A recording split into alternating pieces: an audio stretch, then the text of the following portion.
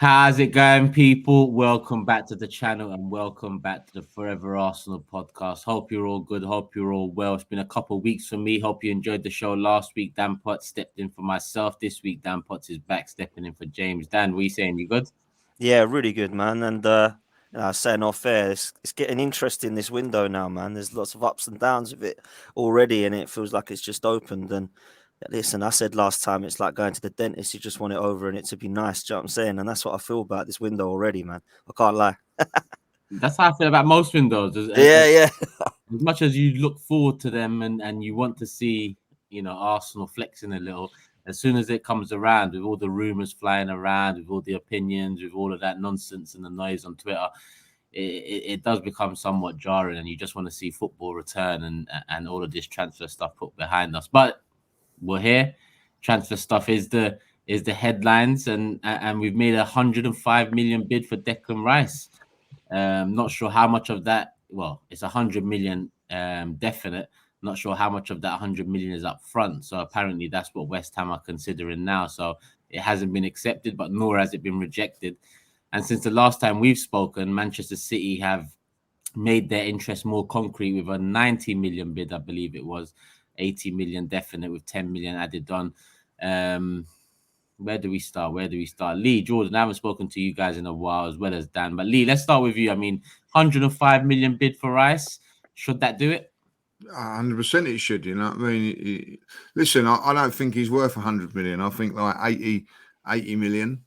But if you want to get a player out of a club that is their best player and West Ham don't want to sell, obviously for obvious reasons, you have to pay over the odds, and that's what we've done. I think we've gone in with a fair enough bid, 100 million plus £5 million worth of add-ons. Whether they're realistic or not, I don't know. But listen, the way Arsenal are going at the moment, I do think they are realistic. I do think Arsenal have got a chance of winning the title next season if they get the players that they get in, particularly over the next 4 or 5 years. I do think that Arsenal will challenge for the titles, as they did last season.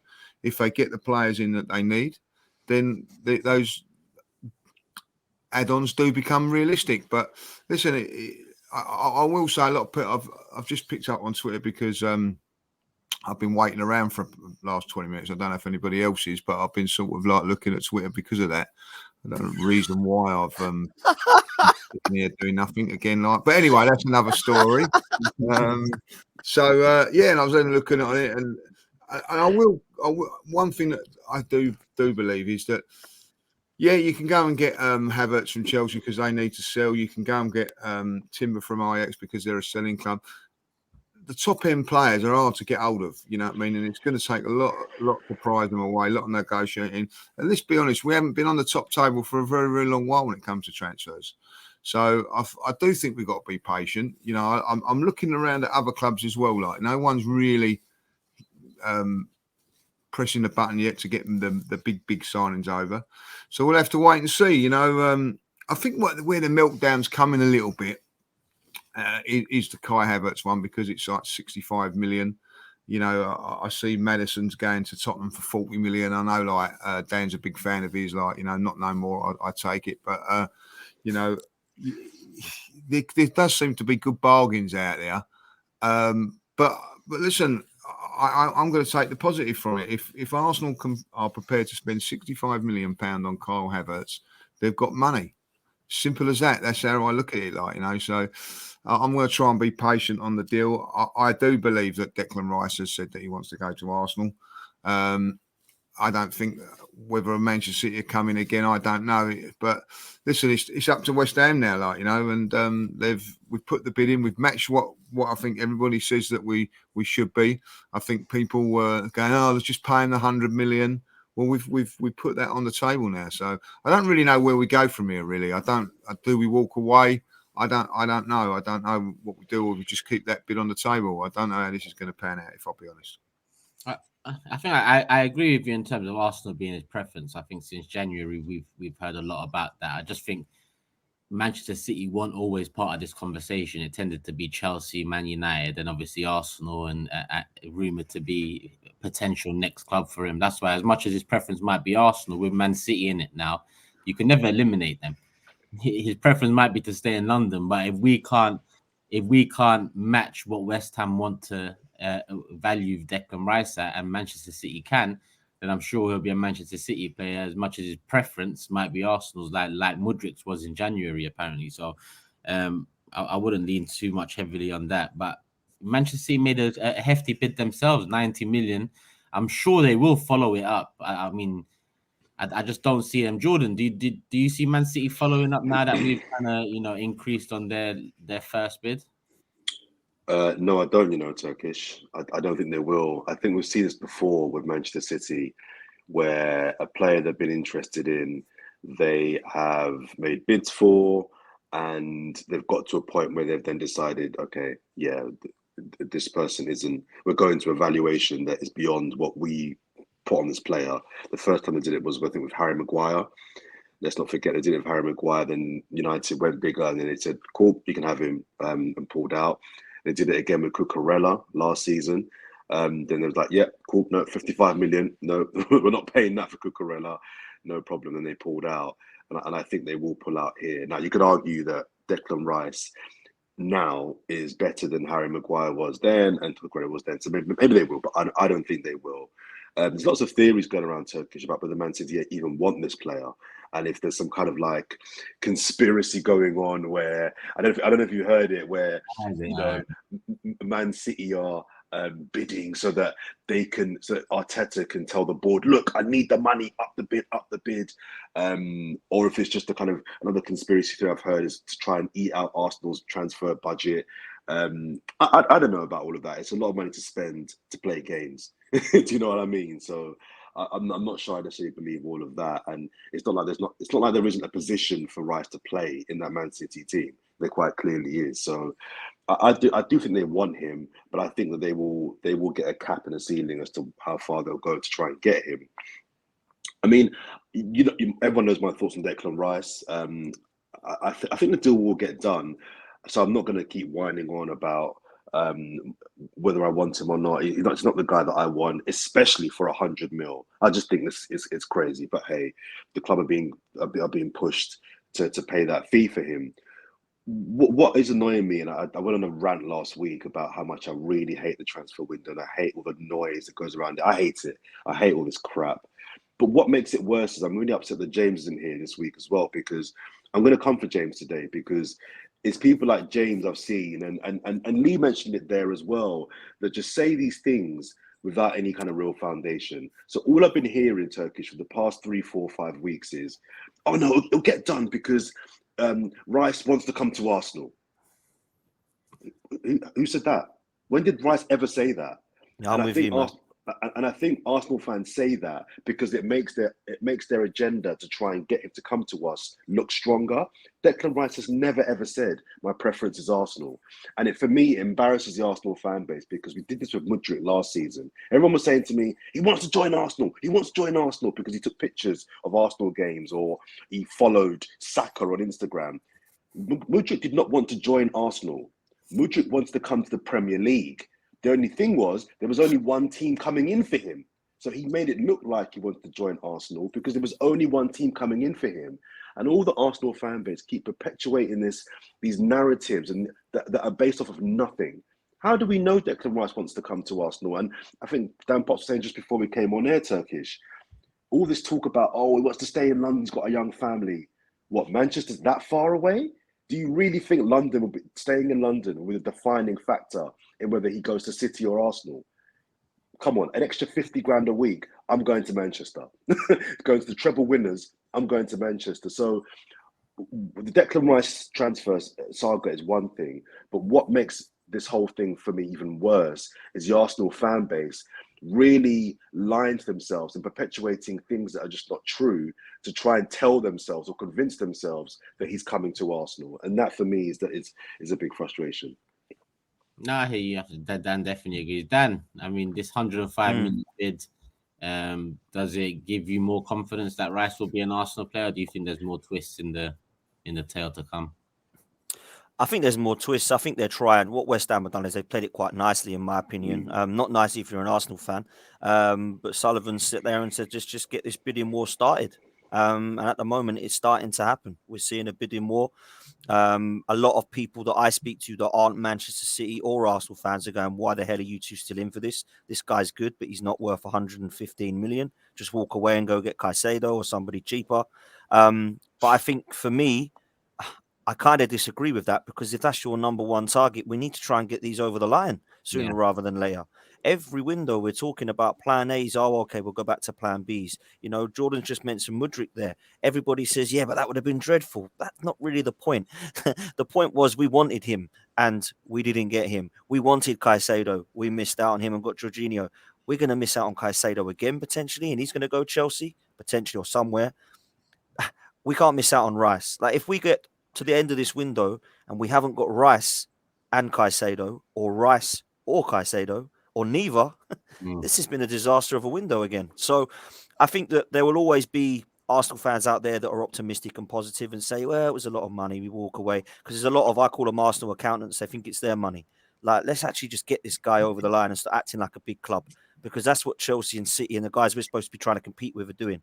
So that's the way I see it. I wouldn't be walking away from it. I agree with what Jordan's saying. There is no doubt in my mind that his preference would be London, would be Arsenal, right? Because he's staying in London. No doubt in my mind his preference would be that. When Manchester City come knocking and say, fancy, we just want a treble. Do you fancy coming here? We'll put you on more money. You can win something instantly, guaranteed. It's not guaranteed at Arsenal that he'll win trophies, right? It's likelihood that he might do, hopefully, this coming season. You are guaranteed trophies. He's not going to go, I'm really sorry, I love it here in London next to Big Ben. I'm going to stay here and blow trophies away. He's going to say, absolutely, I'll come and win trophies. And people will say, but he wants to play with Saka and Ben White and Ramsdale. You know, they have Grealish and they have Foden and they have Kyle Walker. Do you know what I'm saying? They have John Stones. There's nothing to do with all that. So we need to get that away from us, because the people that said that, Ornstein, Romano, he wants to stay. His preference is London. You know, they're also tweeting out that Man City are very interested and he is willing to talk to them. So don't go to those guys, because those guys are very reliable when it happens, but it hasn't happened yet.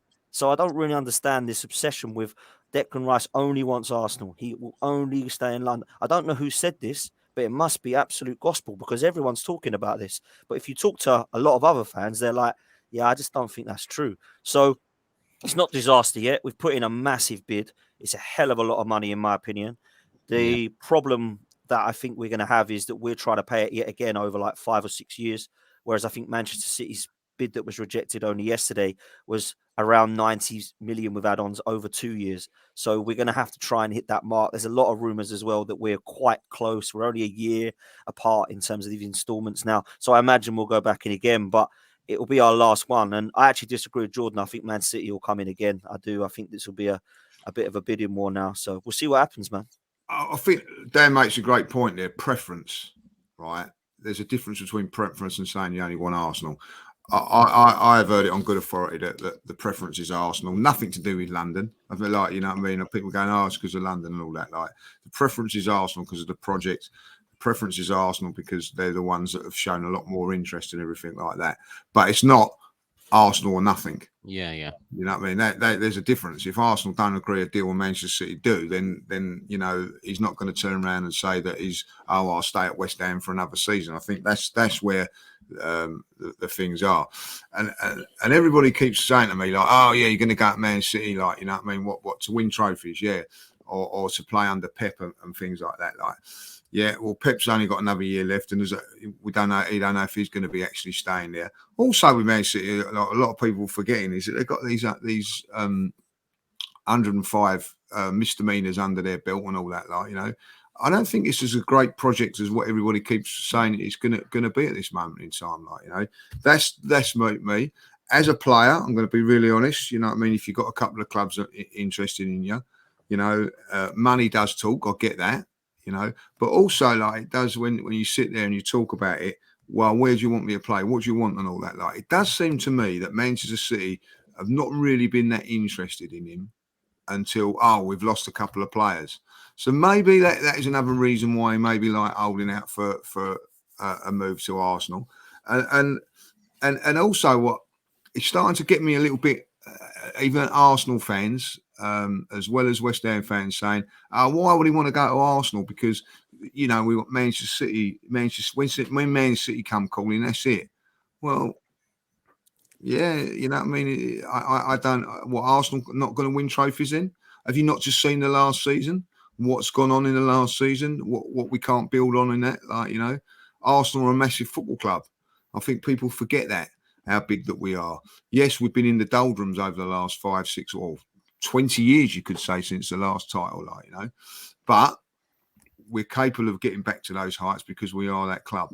And I'm sorry, like Manchester City, to me, you know, and I know I'm old school and all that, like, you know what I mean, 20 years ago or 10 years ago, wouldn't even be in the equation. You know what I mean? They're not a club that you'd be like everybody began to. Players would leave that club to better their careers. The reason it is now is money. Money, money, money. Keep going on about trophies. Money, money, money.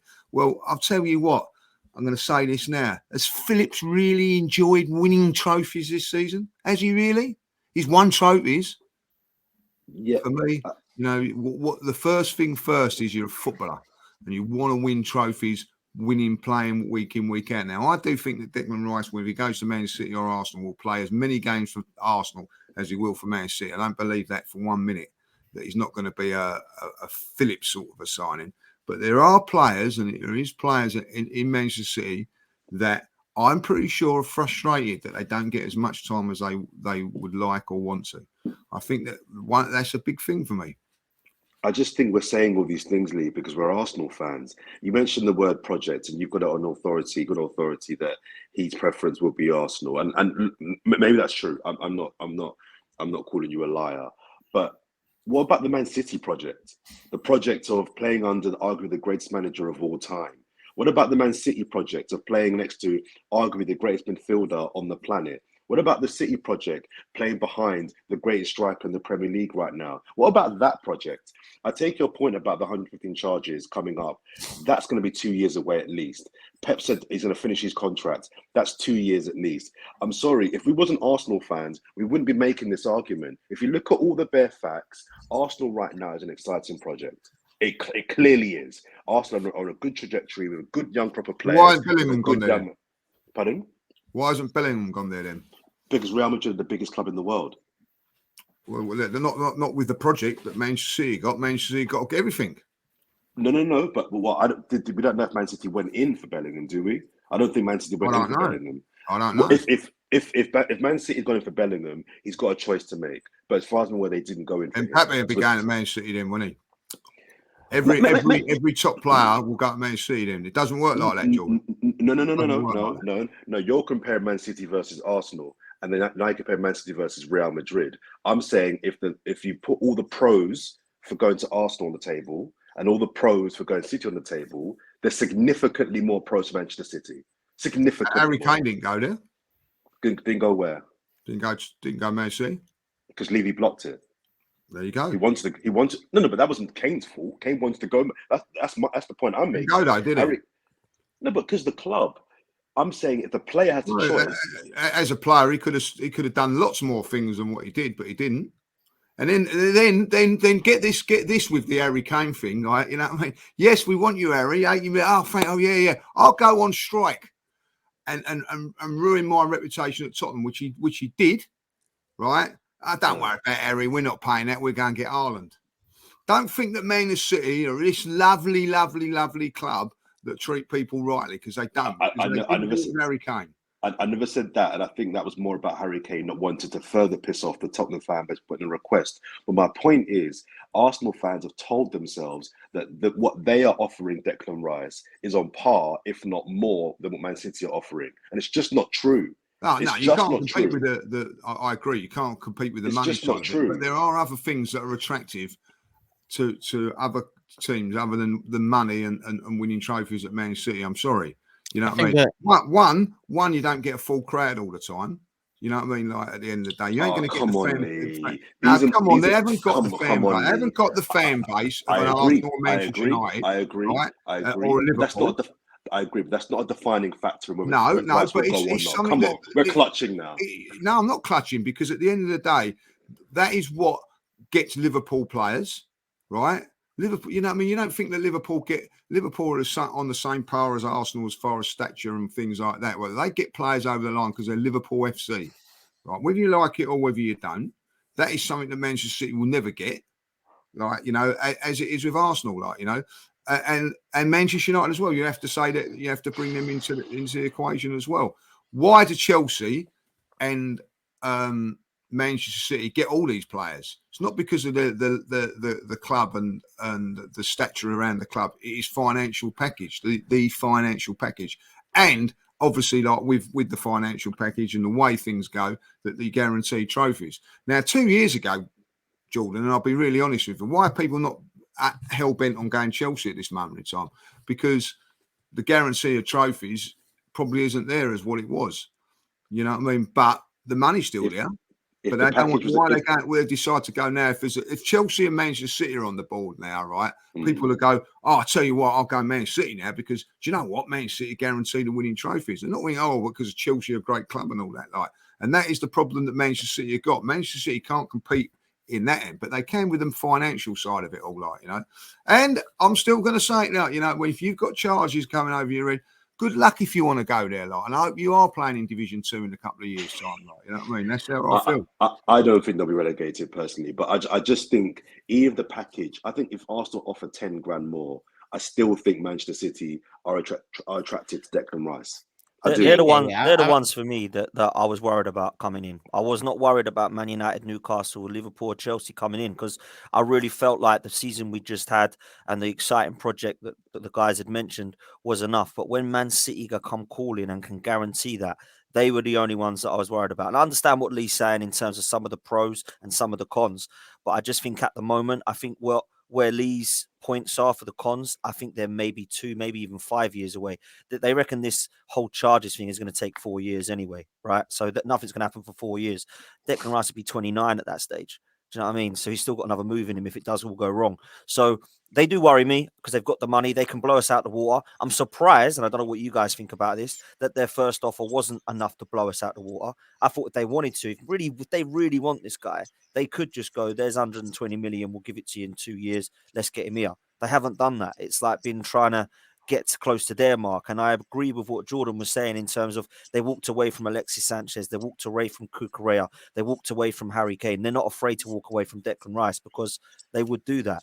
But I just feel if they do really want this guy, they would be able to get him. So it depends how much we really want him. And also, we'll work out, won't we, where Declan Rice wants to go? Because we'll realize if this Arsenal thing is a load of toilet or if it actually is true. Because if he has the choice and he does pick Arsenal, then we'll know it was true. But I think it's very, very difficult to turn down Manchester City. But let's not say that both of them are not exciting projects. Of course they are. But when Man City come calling right now, it's very difficult at the moment to say no to that. I think Lee's right. There's definitely pros to Arsenal, but Jordan's also right. The frustration comes from when people talk, especially online, using those pros as a definitive case for Declan Rice coming to Arsenal. There's nothing definitive about it because there's pros to Manchester City too. And those pros, if you look at recent history and footballers being more up for the bag than the challenge, money talks a lot more than anything else in this day and age. And even we can look at January and talk about Mudryk and Chelsea. As much as Chelsea are not the best proposition right now, they're still managing to get much sought after players. Of Caicedo, it looks like they're favourites for him. So yes, they're not an attractive proposition footballing wise and maybe for career development, but when you've got the money talks the loudest. But Turkish, I don't think money will be the defining factor. I don't. I think because Declan Rice will get a big contract to get well paid regardless. Let's have it right. He might get 10 grand more at City, 10 grand more at Arsenal. The money will not be the defining factor.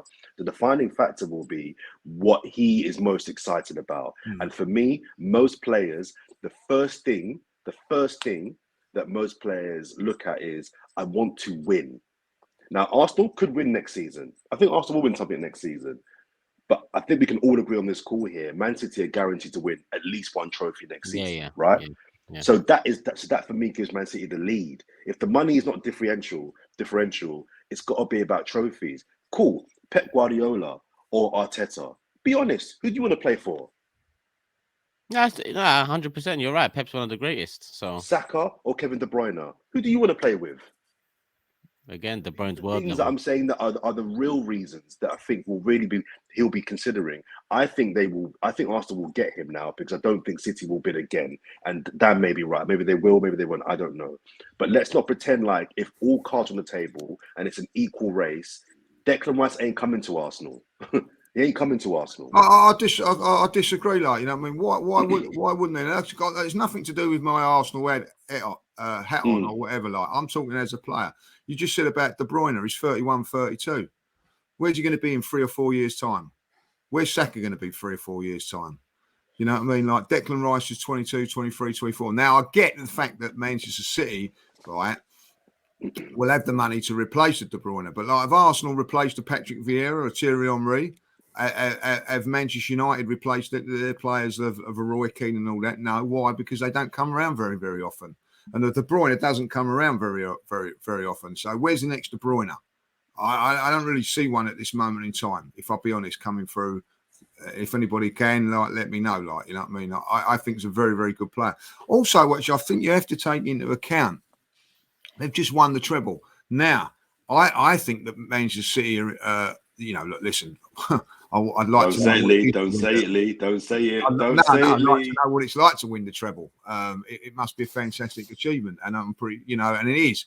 But also, is the hunger going to be there to go again? Is the hunger going to be there to go again? Now, what? Yeah, but because that's what footballers are like. You know, that why do teams and managers break teams like that up? The reason they break it up is because they need to go again. And I think Manchester City will go again. Do you know why? Because they've got Pep, right? But also, when you look at it with Declan Rice, if he is to go, sometimes you need to achieve. What can you achieve better? Well, you could. Manchester City only can win the 4 trophies now, which is to put the League Cup into that, and they can win that. I think I think Manchester City will have a difficult season next season. I really do. I really, really do, because of those sort of things. A little bit of hunger, a little bit of this, and a little bit of that. If anybody can do that and turn that around, Pep's the one to do it. I will say that, like, you know. But I do think there's a lot of things, you know, like, for instance, if they hadn't won the treble this year and hadn't won the Champions League, you know what I mean? It's like, it's a lovely little thing to say to you, come to us and win the Champions League with us. You know what I mean? Like, they haven't got that little thing there now because they've done it all, like, you know. How about retaining? Believing that. How about a challenge of let's win 4 next season, or let's win a treble back to back, or let's win 4 Premier Leagues in a row, or 2 Champions Leagues in a row? How about those challenges? That's pretty sexy to me. You know, why didn't he say that with you know, like the Gundogan then? Why has he gone to Barcelona then? Because he wants a new challenge. He wants a new challenge. And he did, and also he didn't get a 3-year contract. He wanted a 3-year contract. I'm here all day. Listen, I'm not buying this nonsense arguments that. So De Bruyne will, when he's got a year left of his contract, they won't offer him an extra year and a half in, like, you know. So he might not be there for 2 years then, mightn't he? He might be there for another year, and then he's gone. Listen, Declan Rice to play with De Bruyne for a year. That if it's just a year, would turn him on. That is very, very exciting. But I want to reference, in terms of the discussion we're having, I want to reference Van Persie's closing letter as an Arsenal player, when he mentioned that he spoke to, I think at the time it was Hillwood and Gazidis, and talked about the club's ambition. And they showed him the bottom line, the profit margins, instead of showing him the succession plan and the development plan to become a team that wins the majors. Now, this is the reason why we are where we are and Man City are where they are, because I agree with Jordan and probably Dan, where if both clubs agree a fee, then London being a preference is not greater than the guarantee of trophies. The guarantee of trophies is a massive thing, even if the fan base is smaller, even if the history is lighter. I think that the guarantee of trophies and the way their ownership move is a big draw for any player, because they know that every summer this club is going to do what it needs to do, or try and do what it needs to do to win the majors. This year round, I think this summer is not the defining summer, because there are many windows to define whether this ownership has changed, but this move in particular can be an ownership defining move, or a full ownership defining move, in the sense that I'm with Dan. Declan Rice ain't worth close to 100 million for me. But if it's the one we want, if it's the primary target, similar to when Mudryk was linked, I said, if that's who they want, then just go and get the primary targets for once, because it's all good and well talking about phase 1, phase 2, phase 3, 4, and 5. To get to phase 4 and 5 and be a team that's winning the majors, you need to, you need to flex. You need to go into a window and get the targets you want, regardless of who else is in for them. We mentioned about Man City having lost out on preferred targets before to other teams that don't have the guarantee of trophies, but they've moved on. They managed to find their plan Bs, but what Man City have also done well is get their plan As in. They've got a hell of a lot of plan As in to complement those plan Bs. We need to start off getting our plan As, and Declan Rice is a plan A. Can I put a theory forward as to why I think the club have kind of done this process of incremental increase in the bid? And this isn't my point. Harry Seamew on TalkSport made an interesting point, and his theory is that Arsenal can't afford to just put down 100 mil and just go for it, because they're still trying to, without Champions League money for the last 7 years. And they've spent a lot of money. Let's be clear. Arsenal have spent a lot of money in the last 3 or 4 windows on a lot of money. They have to be quite careful in how much they spend. There's obviously a pot of money to spend, but they can't just say, all right, West Ham, there's 100 mil, let's just get it done. They have to be, he was putting forward the theory, they have to be quite smart about how they go for these big transfers. So rather than giving 120 mil and getting it done, they may have to give 80 million plus 15 in add-ons, or 90 mil plus 10 in add-ons. They can't just, they're still paying off for Pepe. There's still other transfers. They've written off even things like Ozil, even things like Aubameyang. They've paid off a lot of things in the last 2 or 3 years. So I don't know if that's right or not, but it was just an interesting theory that as to why they've not just said, oh, sod it, there's 100 mil, this is long, get it done. There's not been Champions League money for a little while as well. We've not won a Premier League for 20 years. So that may be the reason as to why. This is where I look at the Kroenkes. This is where I look at the Kroenkes, though. And I say, look, we've been in a mess. You're the owners. You're total ownership now.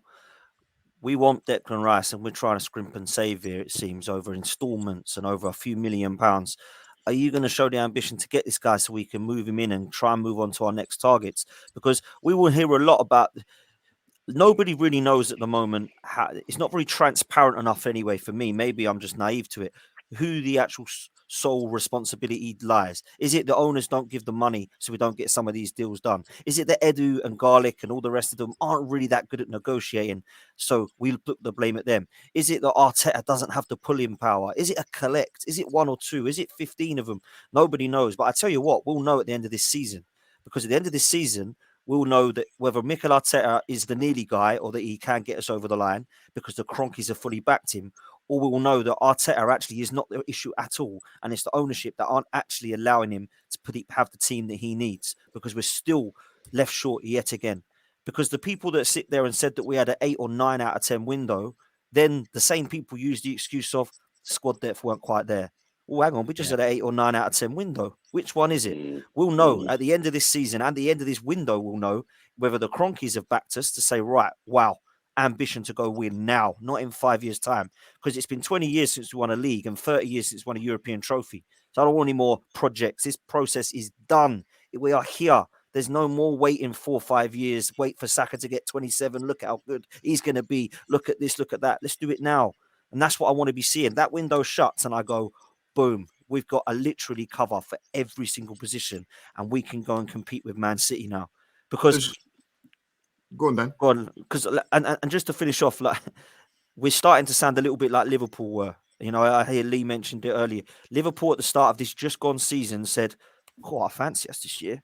Look at them; they've got rid of about 4 of their players. Sterling's gone, Jesus has gone."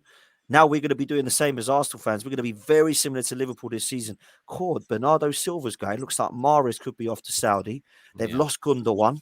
Oh, I tell you what, Liverpool did that and they went and won a treble, Man City. So let's not fall into that bracket. For me, they're going to be up there. They've got the best manager in the world. They've just won a treble. They're going to want to go and do it the quadruple now. That's the way I'm seeing the Man City.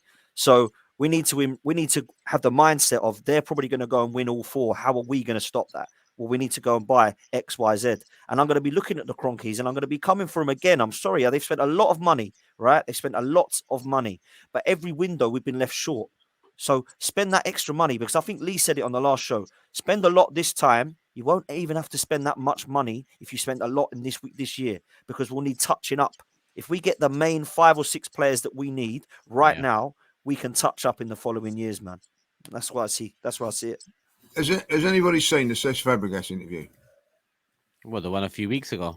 Like, I think it was when it was. I don't know when he's turning around about why he left Arsenal and things like that. Yeah, and it was very, very interesting. He turned around and said, "I shouldn't have left Arsenal. I know it's probably hindsight. People say it now, but I should never have left Arsenal. I should have waited a few years.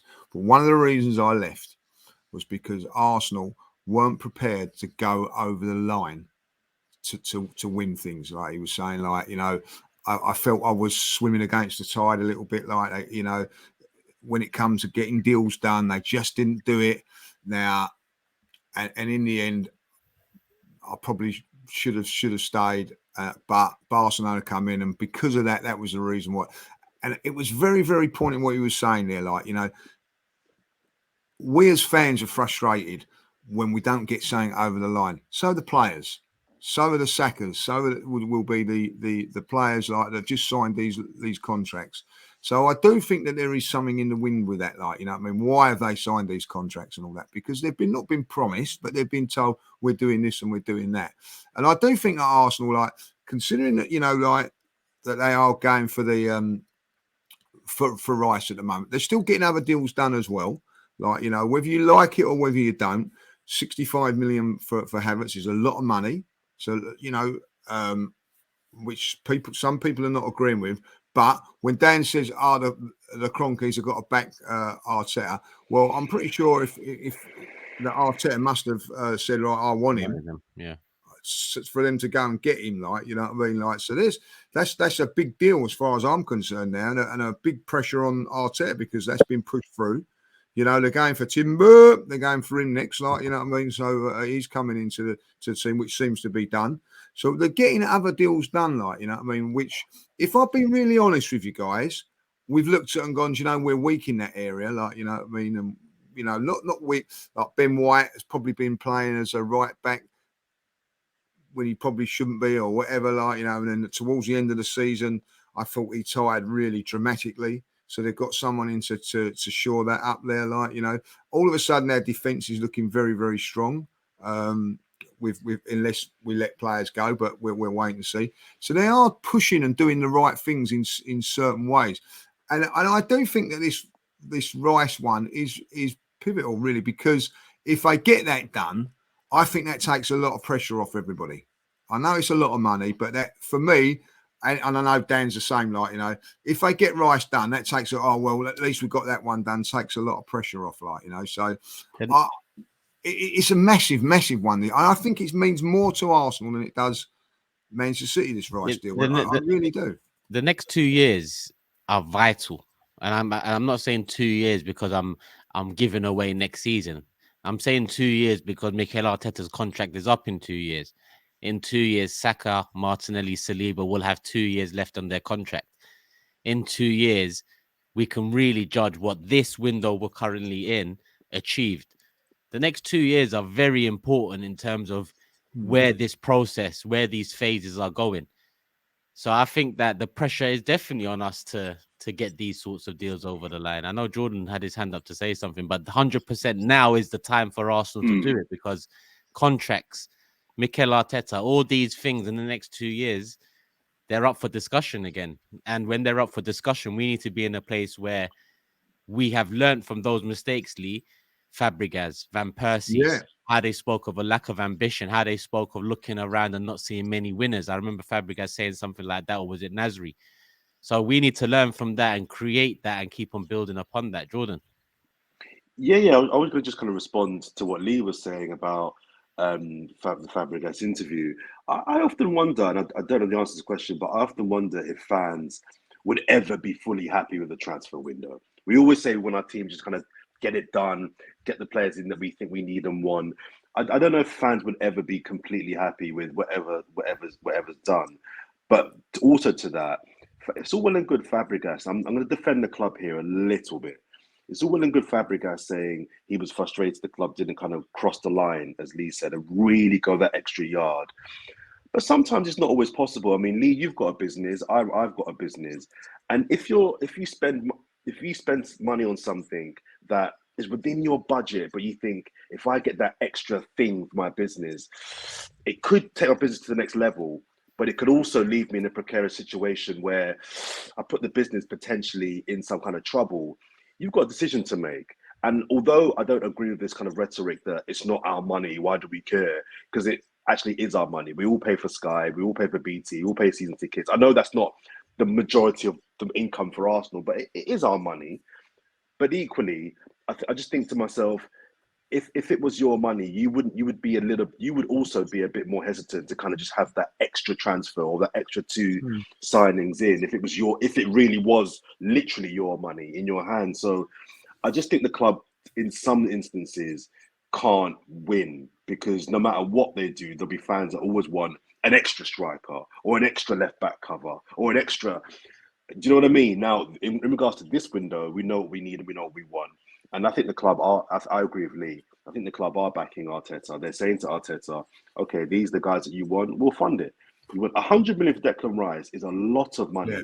I think you guys think it's a little bit more than he's worth. I think it's a lot more than he's worth personally. So if my valuation of him, which means nothing, is correct, which is around 60 million, they're prepared to pay 40 million pounds more for a player. That's backing your manager. That's backing your manager. So yeah. I agree with your point, Turkish, about this being a defining window, defining season. But I just think no matter what the Kroenkes do, most fans or many fans will always want a little bit more. And as a business, because that's what it is, it's a business, you can't always just spend and buy and buy and buy. There'll always be a player that you could have got, or end of the season, we could have got him, we should have got him. That will always be the case. Well, my thing is, it's not always for me. It's, since we've moved into the Emirates to compete with Bayern Munich. I mean, we've never flexed and shown our muscle, our brand, and how big we are as a football club, and how many fans and supporters and customers we've got across the world. I think it's time we do that. And although we've spent money in the last 3-4 years, 150 million here, 180 million there, 120 million there, that doesn't shake up the Premier League. You don't have teams looking at us thinking they're a serious outfit. Now, this Rice deal and deals moving forward will kind of indicate that. And I want to bring it to Havertz as well. 65 million, that's a big outlay. If we spend 250 million, maybe 300 million this summer, then if we trip up this season, if we don't get over the line, if we're not as good as we hope to be considering the last season, then no one, including myself, can look at Kroenke in that situation, because for once they would have done enough for us fans to say we can go on and win the league. We've never started a season since maybe 2007 where you truly believe that this season we can win the league. It's been 15 plus years that we as fans have believed we can win the league before game week 1. That's all football is. Give us the belief that we can do it. If it doesn't happen, we can't look at you if you've done enough. Then maybe we look at Edu and Arteta and we'll see how Arteta moves. If Arteta's not happy with the signings, he won't sign a new extended contract. So then maybe we'll know then that it was Edu or Garlic or whoever's in charge of the minute details in between. But for now, I just want to see us start moving like, the big club we are and the bigger club that we were meant to be, having moved into the Emirates. But with Havertz in 65 million, Rice potentially coming in 105 million. That's 170 million of the potential transfer budget, however much it might be, gone already. Does that indicate that those two slot straight into the midfield?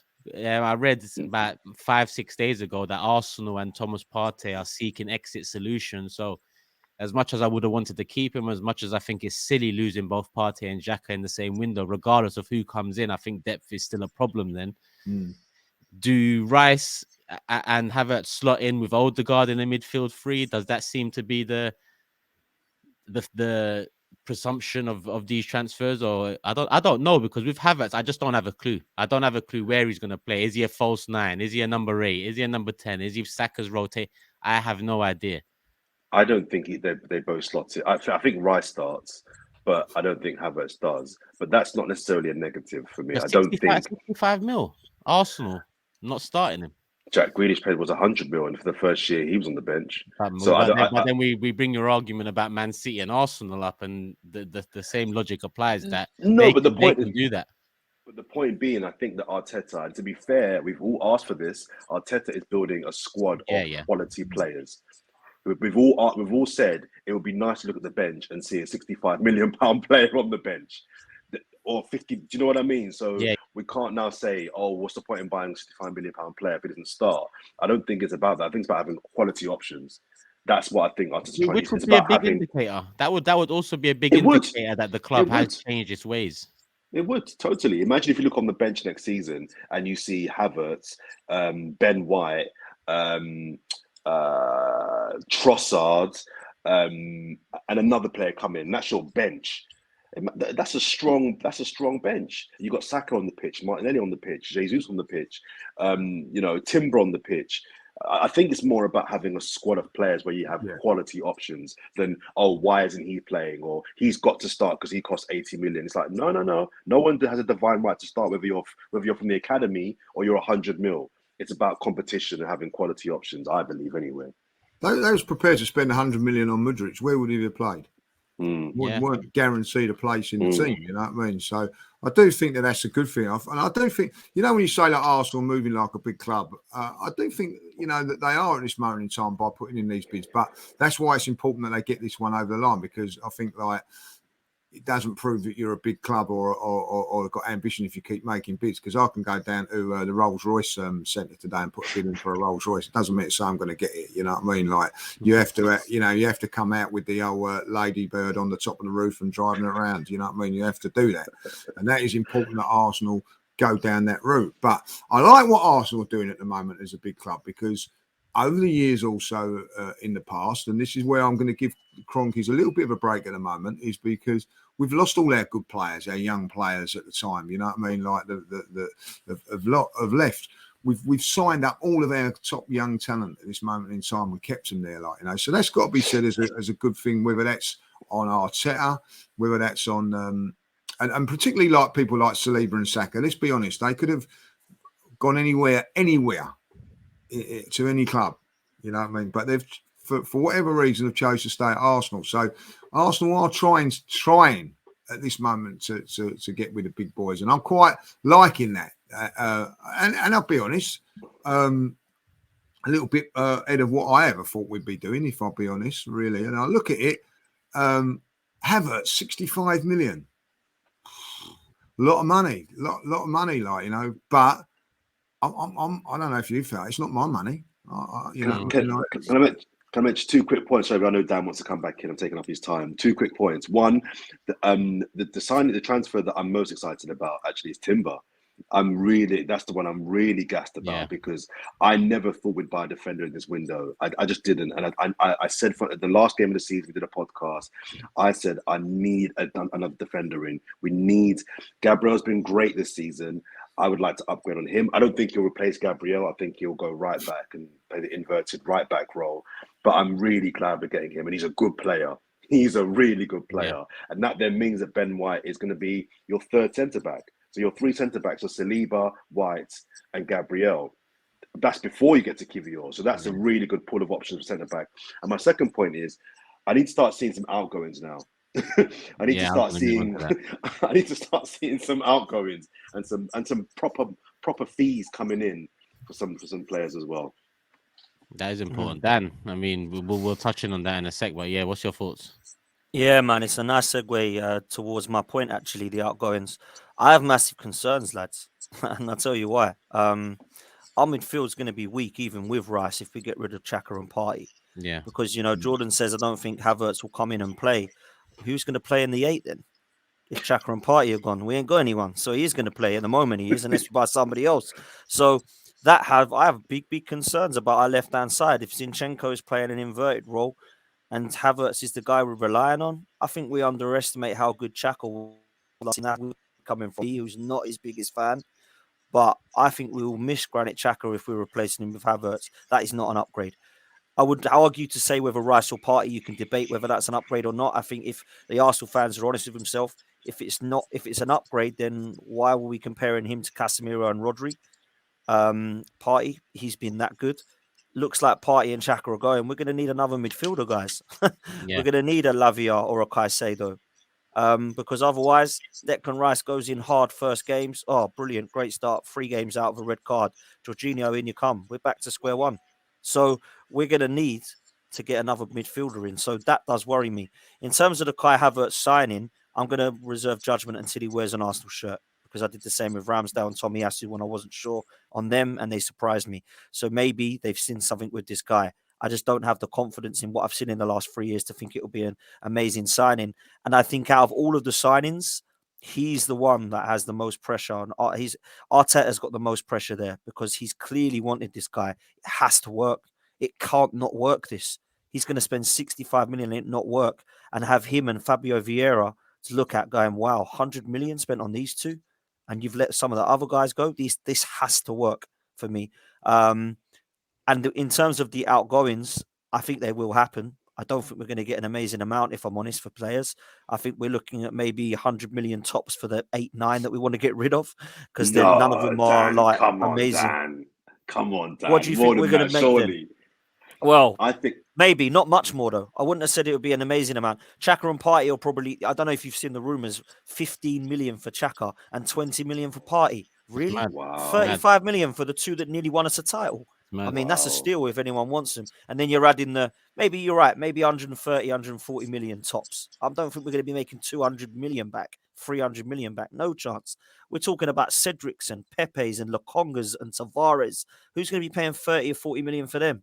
Maybe Balogun if he goes, but some are saying they want to keep him. Eddie Nketiah, he's not going to get us £40 million.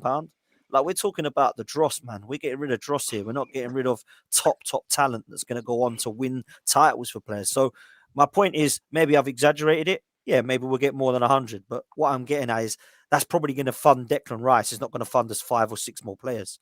That's my point. Yeah, I pretty much agree. I mean, if you was to ask me who the midfield 3 would be next season, bearing in mind Xhaka going and Partey potentially going, I'd say Rice is the 6, Odegaard's a 10, and I'm still looking for us to get an 8. Because I just don't see Havertz being up for that role, and that kind of leans towards what Jordan's saying, and Havertz coming as depth. And if that is the case, then like I said, it is an indicator that Arsenal and the people behind the scenes are changing. Because if you're spending that much on depth, then that is part of being a serious club, or a more serious club to compete with Man City. I will say this: did we see Xhaka as an 8? No, true. And Arteta converted him into something there, like, you know. So I think at the end of the day, you got to give just a little bit of faith in Arteta. You know, I'm with Dan on this one. Like, you know, I just got to see how it goes, because, you know, like, people weren't that impressed with Odegaard when he first come, and look what he done. Like, you know, definitely improved under Arteta. Like, you know, people say that players don't improve under Arteta and whatever. Like, but he certainly did, and certainly Xhaka did. Like, you know, I'll be very, very surprised if Arsenal sell Partey and Xhaka without bringing in a couple more, because Dan's right what he's saying. Like, we was weak in midfield with them two last season. So if you take them two out and bring another two in, you're still weak. Yeah, because we haven't got the strength of the depth of it all. Like, you know, I think that we've got to be a little bit ruthless with a few players. You know, Lokonga, I think, like, you know, I think, you know, time's up on. Goodbye. And do you know what? Vieira now, that's a great point which Dan makes, you know.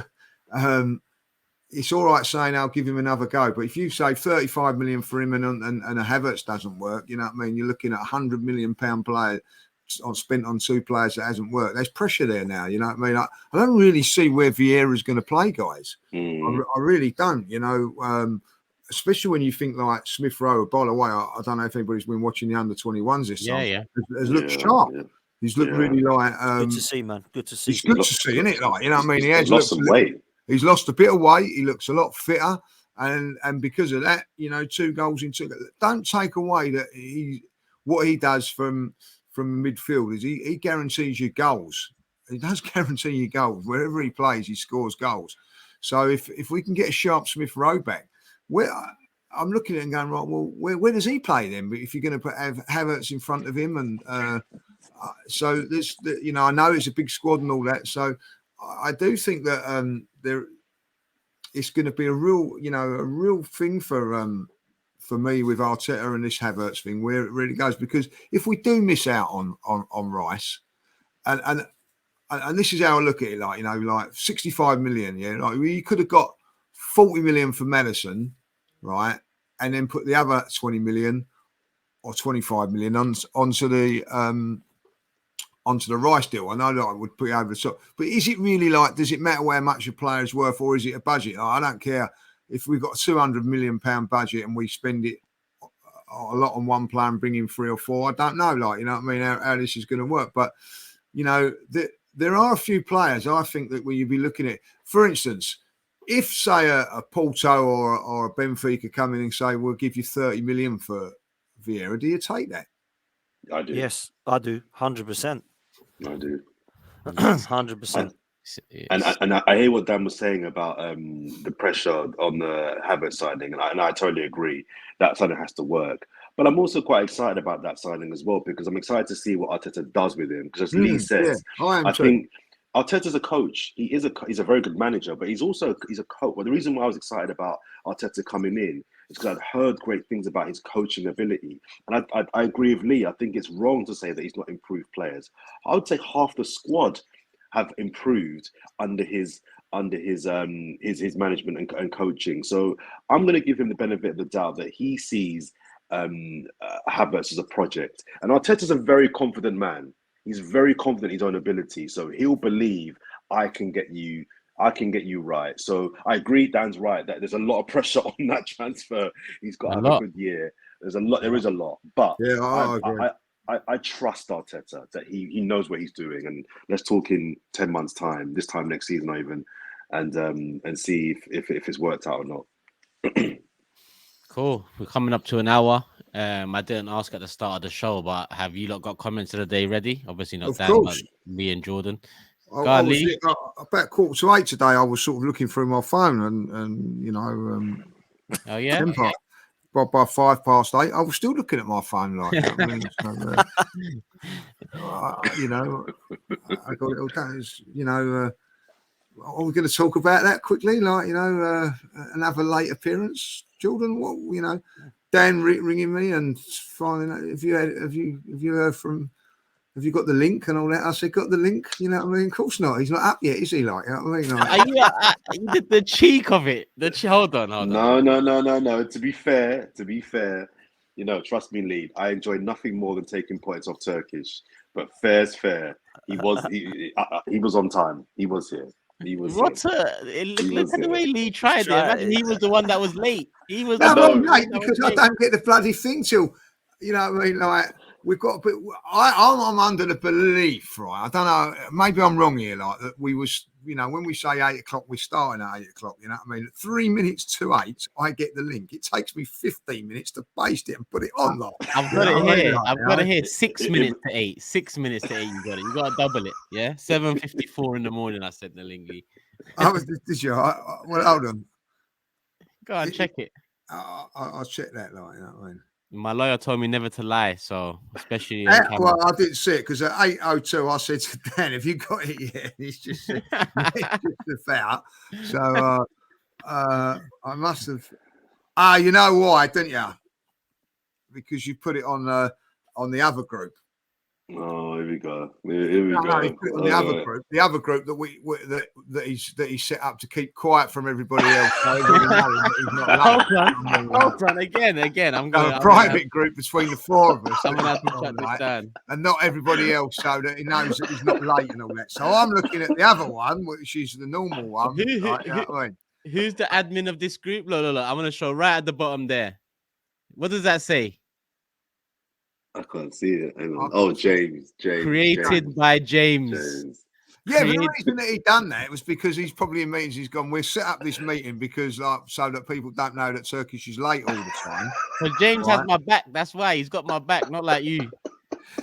Which is very good of him, like, so that everybody knows that.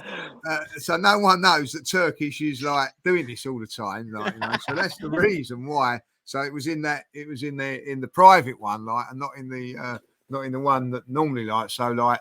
All the big guns don't say, Turkish is late again, like, you know. So, well, on that note, I don't know if you discussed it last week, but I built a little cushion up for the start of the season. So I think I've got a couple of lates in my back pocket if need be. Oh, listen to this guy. This guy, it's just incredible, like, you know what I mean? Do you know what? I'm going to say that there was one predictable, like, you know, when we was doing that last week, that obviously, like, James had control, and he's gone, look, the horrible swines only put the league table up already. Like, he found it, didn't he? Like, you know, yeah, but like, to get one result, there was only one of us got one result. You got it, like, you know what I mean? Shameless. It was a kick in the old teeth, wasn't it? Like, look at that 3-point lead, 0 games played. Love to see it. Love to see it. Another star is coming next season. Another star's coming. Go on, Lee. You said you're ready with the comment of the day, and you started. Well, yeah, I'm going to say that. Like, imagine Lee is a ITK. Arsenal in advanced talks to sign Victorious Junior. Like, just quickly, hold on 1 second. He's getting his player card from the Claude Cup. Speaking of shameless, horrible, like, on the Claude Cup, like, right? I've got this one, like, yeah. Victorious Junior. Oh, that's quality. That is absolute quality. Everybody else got their proper ones, you know what I mean? Like, with like, you know, James and I get Victorious Junior, like, you know. One mistake I've made, lads. One mistake, you know. Can't live it down. I haven't got a comment because they were crap this week. You guys have got to do better. But I did bump into a gentleman at Westfield, a guy called Enosh. Who remember his name? Well done. Well, yeah, I did. I wrote it down straight away as well. I want to remember. And he just said to me, look, Jordan, oh yeah, really big fan of all your work. I follow you, Guardian Football Weekly, Channel 4, AFTV. Really big fan of your work, rare. And yeah, the other 3 on the pod as well. I'm just saying hello to James, Lee, and Turkish. You know, big fans of them as well. And it was awkward because I was coming out of H&M, and he saw me, and the alarm went off. As I'm coming out, the alarm's gone off. So it was a bit like, I'm not a thief. And that's how he stopped and saw me and then said, oh, you're Jordan from AFTV. Yeah. Anyway, so I saw him under uncomfortable circumstances, but I said I'd give him a shout out. Enosh, who I bumped into in Westfield, fan of the podcast, says hello to you. Security guard at HM. I bet that's what it was really embarrassing. On that note, I see someone on the way back from Cyprus a week and a half ago at the airport in Larnaca, and he said he's a fan of the show. Then I saw a security officer at JFK Airport on the way back with the Big Six just yesterday, and he was a fan of the show as well. So big up both of you if you're watching. And I've got one comment here from Evgeny. Is it really all it takes for the podcast to become a mess is for Turkish to take a break? People, yeah, it was. I'm the glue. I've actually got one Turkish, which was quite. Go on then. I was on it last time. I was just checking this morning. So this is from Shaft that, and it says it's always great to see Dan Potts. He's in my top 5 forever Arsenal podcast and then somebody, which is quite a backhanded compliment, but I'll take it. And then somebody has added, which is a good one, saying it's harsh of you to put Jordan 6. So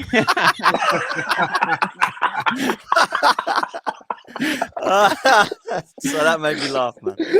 I actually did see that comment. See that.